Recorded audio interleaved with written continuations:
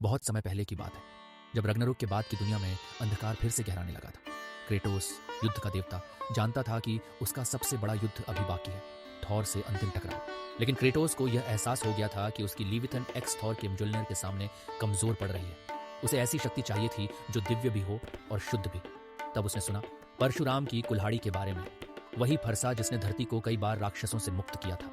Kratos ने पहली बार भारत के प्राचीन ग्रंथों का अध्ययन किया, फिर युगों पुराने मार्गों को पार कर हिमालय की ओर कूच किया। उसने देवताओं की घाटियों, तपस्वियों की गुफाओं और रहस्यमयी वन के बीच से रास्ता बनाया। रास्ते में उसका सामना हुआ नागों के राजा तक्षक से, जिसने उसकी परीक्षा ली। फिर वह पहुंचा एक ऐसी गुफा में जहां समय खुद थम जाता था। वहीं ध्यान मग्न थे परशुराम। परशुराम ने क्रेटोस की उपस्थिति पहले ही भांप ली थी।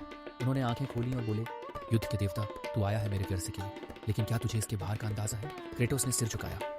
मैं नहीं लड़ना चाहता, लेकिन अगर ये दुनिया बचानी है तो मुझे इसकी जरूरत है। परशुराम मुस्कुराए। तो फिर मेरी परीक्षा दे।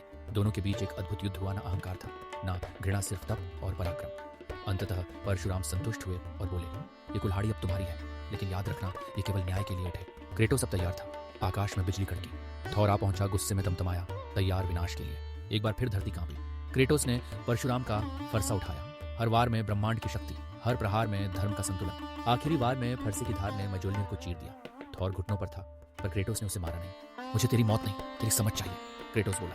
थॉर ने पहली बार सिर झुकाया। परशुराम की कुल्हाड़ी ने सिर्फ एक युद्ध नहीं जीता, उसने एक युद्ध को रोका। क्रेटोस वापस चल पड़ा, एक और युद्ध के देवता से थोड़ा अधिक शांत और थोड़ा अधिक समझदार।